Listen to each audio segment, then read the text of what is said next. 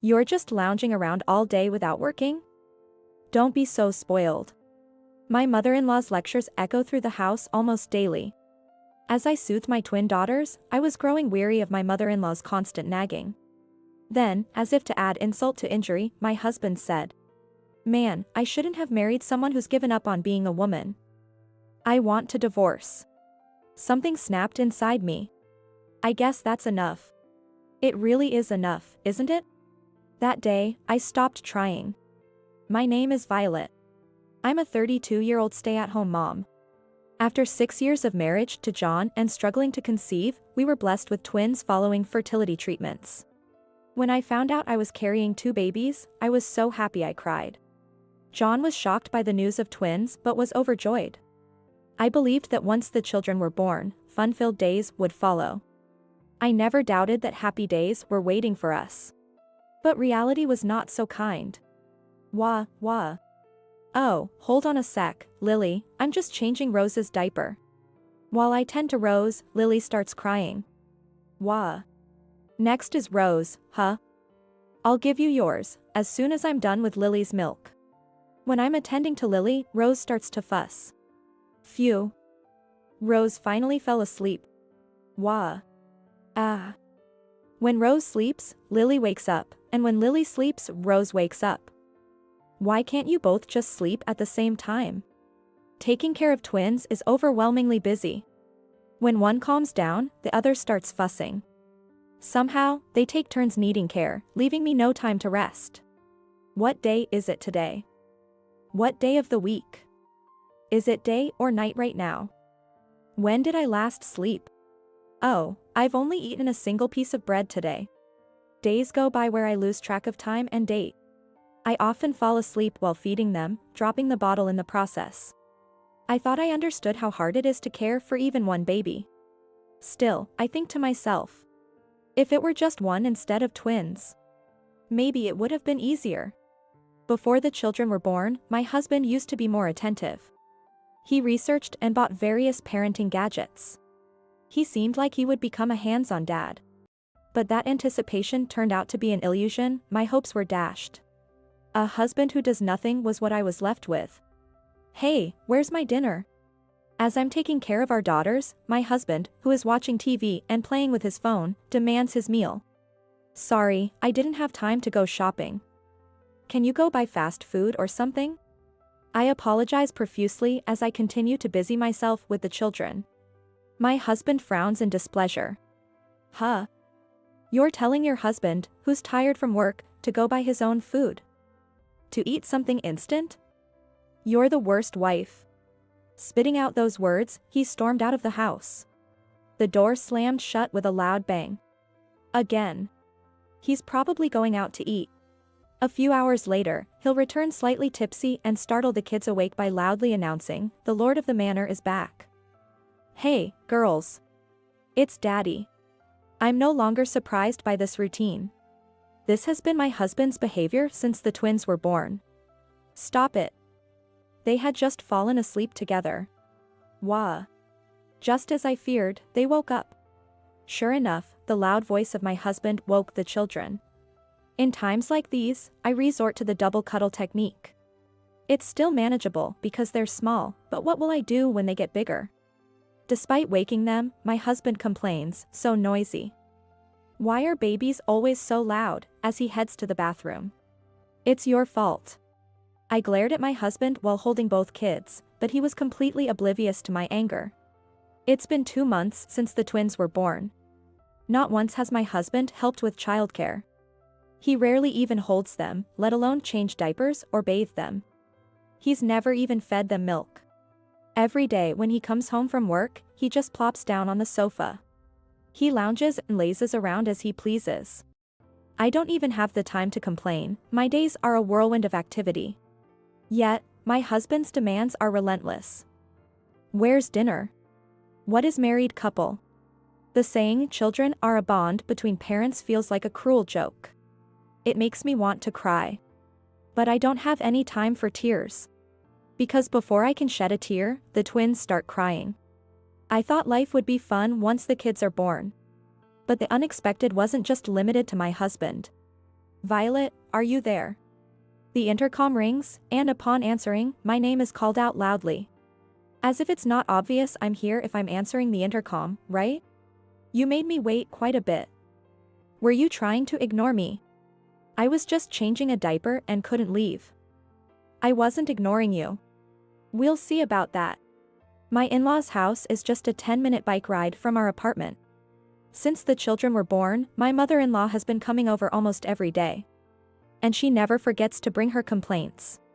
Look at this mess. It's like a garbage dump. I'm sorry, I haven't had a moment to tidy up. Unsorted laundry had taken over the sofa. Garbage bags missed on collection day are piled up by the entrance. The kitchen with a pile of unwashed dishes. And the floor is strewn with baby gear. I managed to keep the area around the children clean, but the rest of the space might as well be a dump. Really, what's with wives these days? Neither working nor managing the household, what are they doing? Muttering under her breath, my mother-in-law inspects the house as if conducting a review. Come on, don't keep the babies cooped up at home. Go out to the park or something. And like that, we were practically chased out, the children and I. Pushing the stroller, I can't help but sigh with every step. Being criticized for not keeping up with household chores, but there's nothing I can do. After all, I'm raising twins all by myself. No, that's not right. It's not just the children. I'm also taking care of my husband. A big reason why the household chores aren't getting done is because of my husband. And then, my mother-in-law says something unbelievable. Violet, maybe it's time you started working? You've got to be kidding, right? How does she expect me to work? Normally, infants can be placed in daycare from 2 months old, but there's no such facility near us. Even if there were, there'd be no openings mid-year. And on top of that, there are twins. Getting a spot for one is hard enough, let alone for both. It's just not possible. So, I can't work. Yet day after day, my mother-in-law repeats the same thing. Don't be lazy, go get a job. Housekeeping is a wife's duty. Keep the house clean since you have babies. Your husband's job is physically demanding, so make sure you prepare nutritious meals. I'm sick of hearing it. My husband is bad enough, but my mother-in-law is the same. She occasionally helps with cleaning, but generally does nothing. She comes over every day, only to inspect the house and list her complaints. Then, after briefly playing with the kids, she leaves. What's the deal with that? To be honest, I want to scream at her not to come. But, exhausted from taking care of twins, I no longer have the energy to argue with my husband or mother-in-law. Oh, my parents in heaven. Please watch over, no, not me, but my daughters. Wishes to my deceased parents end up being for my daughters rather than for myself. I'm back now. Despite everything, the occasional walk does provide a change of scenery. Even though it was brief, going outside after so long felt good. The kids seemed happy too, in their own way. You're back late, aren't you? I'm sorry. Weren't you the one who told me to go for a walk? But being the timid person I am, I couldn't say that, it wasn't even for that long. After the mother-in-law left, I was suddenly overwhelmed with fatigue. As these hectic days continued, and the children were about to turn 3 months old, an incident occurred. Or rather, something was revealed. I was doing some cleaning, or rather, organizing clothes for a seasonal change. While checking my husband's suit pockets before sending them to the cleaners, I found it. A receipt. From what's commonly known as a shady motel. A receipt from a motel in my husband's pocket? My mind went completely blank. In the end, I just stared at it dumbfounded until the children woke up and started crying. What is this? I confronted my husband with it as soon as he got home. He was momentarily surprised by what I showed him. But he just casually said, "Ah, that," without offering any apology. Who did you go with? Yeah. So, you're cheating? Yeah, something like that. It's not something like that. Furious at his repetitive responses, I yelled, and he slammed his hand on the table. I flinched. Shut up. A woman who's given up on herself has no right to nag. What's that supposed to mean? Have you looked in the mirror lately? You've aged so much I sometimes wonder if I'm living with an old woman. How can you say that? I've been too busy with childcare. There it is, the useless woman who blames everything on her kids. There are plenty of women out there who manage childcare, housework, and work perfectly well and still look great. What about you? You can't even clean or cook properly. You're just using the kids as an excuse to slack off. To deflect from his cheating, my husband turned the argument towards my shortcomings. Those women can do it because they have support from their families. You don't help at all. You're the one who wanted kids. I never wanted them in the first place. That's cruel. You said you wanted them too. You were happy when we found out I was pregnant. I forgot about that. His harsh words made my vision blur. Why do I have to be treated this way? Maybe I'm not the perfect wife or mother. Maybe I have let myself go. But I've tried my best.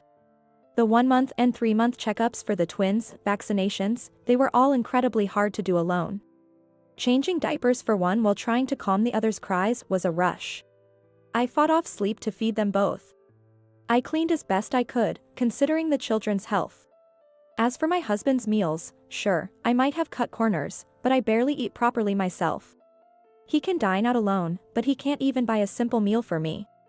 I did my best. I really tried, and this is how it ends, with him cheating? Tears blurred my view of his face. Ah, women have it easy. Cry and everything's forgiven, right? That's too much, it's just too much. I could hear the children crying behind me. But I couldn't move. I had no more energy left to move. All I could do was stand there and cry. I'm sorry, I'm so sorry. I apologized to my children in my heart, and then my husband added insult to injury. Man, I should never have married a woman who's let herself go like this. I want to divorce, get out. I have nowhere to go. If you've got nowhere to go, why not become homeless? At that moment, it felt as if something inside me just snapped. Crying, I went to my children. They had grown so much. I managed to pick them both up, and they immediately smiled. My beautiful, lovely children. My precious children, their smiles give me strength. Hey, hurry up and get ready to leave.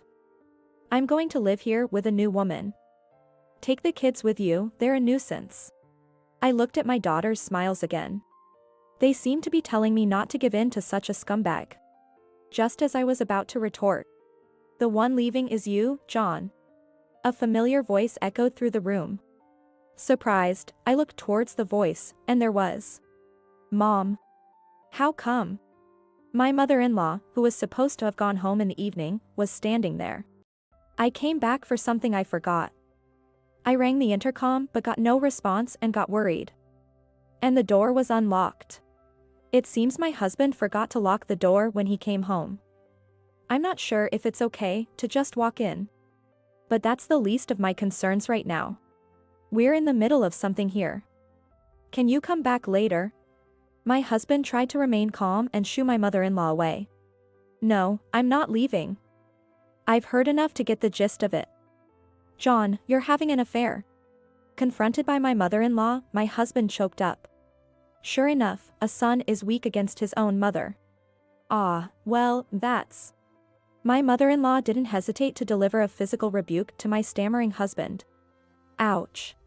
Wow, that must hurt. What's this got to do with you, Mom? I can't stay silent. John. What do you think you're doing to your wife and kids? I want someone young and beautiful. Then why did you even get married? Everyone ages. You knew that. Look at me, I used to be beautiful too. This is what happens when you get older. Hey, a little defense for me would be nice. First of all, did you even help with the housework or childcare? Ah, well, somewhat. Liar. You did nothing. What's this somewhat? Explain yourself. My mother-in-law must have thought the same. My husband had nothing to say. And there it is, another punch. Ow, ow, ow. Quite satisfying, really. But it was surprising. My mother-in-law, who always nagged me, was now lecturing my husband. She's on my side, right? I wondered why. It was baffling. As I stood there dumbfounded, my mother-in-law's gaze turned to me. Yikes. Violet, why do you let John say whatever he wants? You have your own opinions, don't you? You started scolding him before I could get a word in. I missed my chance. Well, sorry about that. Say what you need to say. Yes, ma'am. Though I straightened up and responded, I asked what was on my mind first. Weren't you dissatisfied with me? Saying that I couldn't handle household chores, parenting, or work? Of course, I do. In times like these, you never know what might happen, so it's better to be capable of anything, isn't it? Huh? I've been telling you that even if you divorce such a son, you'd be in trouble, right? That's why I kept telling you it's better if you work. As I listened to my mother-in-law, I began to understand her intentions. So? You were always nagging me out of concern. What other reason would I have? It's not clear at all. I wish she had put it more gently. I was bewildered by this unexpected side of my mother-in-law. But, what is this feeling? I'm actually very happy. So, we're going to sell this apartment. John, you need to leave as soon as possible. My mother-in-law stated firmly. Turns out, this apartment actually belonged to my in-laws. They bought it for their retirement, but it would just deteriorate if no one lived in it until then. They let us live here for free until we could build our own home. What? But what about your retirement? My husband still tried to argue. I've discussed it with your father, and we've decided not to move from our current home, given how settled we are in the community. So? Once you leave, we plan to sell this apartment and use the money for our retirement. So hurry up and leave. But, wait, this is so sudden. The guy who tried to kick out his wife and kids on a whim is saying what now? Leave today. What? My mother-in-law no longer paid any attention to her son, my husband. Violet. Yes. You don't have anywhere to go, right? Come to our place. Yes. Wait, what? Our house is big, plenty of rooms to spare. We don't need rent. I'll take care of the housework, and I'll help with the grandchildren. So you can do what you want without worry. Ah. You want to spend time with your children, right? You want to work, right? Enjoy delicious food, relax, and watch your adorable children grow up. That's the life you want, right? Yes. Tears started flowing. They just wouldn't stop. My tears fell on the cheeks of my children cradled in my arms. My daughter reached out her hand, noticing the droplets. When was the last time I really looked at my daughter's face? She's supposed to be cute, but I had lost the ability to see that. The days had been overwhelming. I'm sorry for only being able to speak harshly. I'm an old-fashioned woman. Even though I understand, it's hard to change. I nodded silently to my mother-in-law's words. My husband and I were truly happy to have you as our daughter. We were over the moon with the twins' birth. That's why I ended up being so harsh. I'm sorry. No. Thank you for worrying about me. I'm really happy to hear your kind words. My mother-in-law gently placed her hand on my tear-streaked face. It was incredibly warm. You've done well. I really think you've tried your best. So it's okay, now. You don't have to try so hard anymore. Yes, yes. My mother-in-law's words push me forward. I guess it's okay, now. It really is okay, isn't it? Today, I decided to stop trying so hard. So, I accept the divorce. From this point on, we're strangers. Goodbye. Oh, and make sure you pay child support.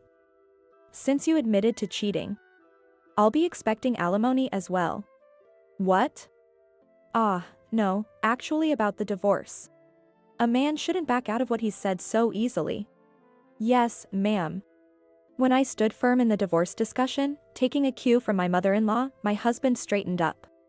I don't need a husband who doesn't help with housework or childcare, lacks compassion, and shows no love for his family. My mother-in-law nodded vigorously to my declaration of cutting ties. John, we're selling this apartment. Violet and the kids will stay with us. You can go wherever you want. What? Can't I go back to your house too? My husband looked pathetic, clinging to hope. My mother-in-law and I exchanged glances and then turned to my husband, saying no way, together. After that, my ex-husband John, turns out his affair partner was married too, and her husband found out, leading to a huge mess. With the alimony to me and child support, plus the alimony he owes her, he's struggling financially. His salary isn't that high to begin with. His life must be pretty tough now. He's living alone in a rundown apartment, surviving on cheap instant noodles every day. Apparently, my former in-laws are turning him away whenever he comes crying to them. The kids and I are living peacefully at my in-laws' house. I honestly felt conflicted about relying on them. But my mother-in-law said, "You're the mother of our beloved grandchildren. Even if you're legally a stranger now, you're an important person to us. Forget about the family registry. You're our precious daughter. Don't hold back." My quiet father-in-law listens with a smile. I'm filled with gratitude towards them. Come on, instead of crying, why don't you take the kids out for a walk? I'll prepare dinner and get the bath ready. Thank you so much. My mother-in-law smiled warmly. I realized that the usual park had unknowingly transitioned into the blooming season. I've been spending my days looking down, being careless. Now, I've finally managed to lift my head. Children's faces light up with broad smiles among the fully bloomed flowers. Parenting will surely continue to be filled with challenges. But with these smiles, I'm confident we can overcome them. I'm sure we'll be able to keep pushing forward. Beneath the fully bloomed flowers, I spread my arms wide.